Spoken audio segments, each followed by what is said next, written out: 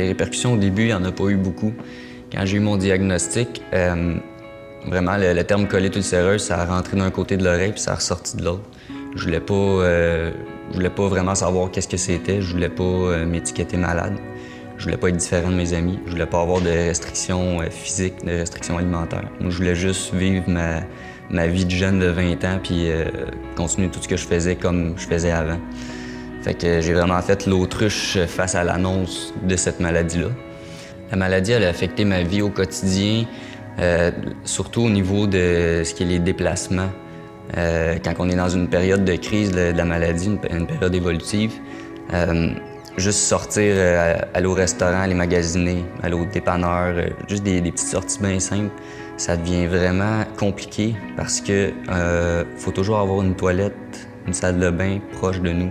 Il faut savoir où est-ce qu'ils sont situés.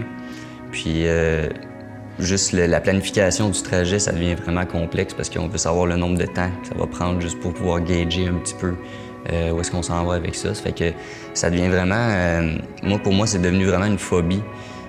J'avais peur de sortir parce que je voulais pas me retrouver dans une situation inconfortable. Fait que c'est pour ça que j'évitais de sortir, je restais chez moi. C'est là que l'isolement est vraiment apparu dans ma vie. Donc la colite ulcéreuse, c'est une maladie inflammatoire de l'intestin qui affecte surtout le côlon. C'est une maladie où il y a des ulcérations, de l'inflammation au niveau du côlon. On estime qu'environ 125 000 Canadiens sont affectés, dont environ 4 500 nouveaux cas par année. Les patients vont avoir cette maladie-là pour le restant de leur jour.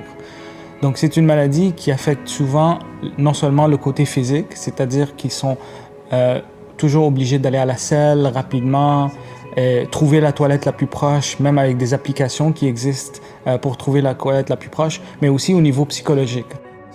Moi, si j'aurais un conseil à donner à quelqu'un qui vit avec une maladie ou qui vient d'avoir un diagnostic, premièrement, ça serait vraiment de ne pas être gêné face aux symptômes que la maladie apporte. Je sais que c'est très gênant, mais face à son médecin, face à sa famille, ses amis, il faut vraiment essayer de développer un lien de confiance puis enlever la gêne, parce que c'est ça qui aide vraiment à passer au travers. Durant la dernière décennie, nous avons vu l'arrivée des agents biologiques qui sont efficaces pour le traitement de la colite ulcéreuse. Cependant, ces agents-là ont certains problèmes, dont les complications d'infection. Tout récemment, nous sommes heureux et excités à l'arrivée d'un nouvel agent biologique qui est plus ciblé au niveau de l'intestin et qui est sélectif pour le traitement de la colite ulcéreuse. Ma vie, elle a vraiment changé la journée où est-ce que j'ai accepté que j'étais malade. Puis aujourd'hui, je vis très bien avec ça. Ça va faire 2 ans et demi que je vis très bien avec ça. Puis j'ai beaucoup d'espoir pour le reste de ma vie.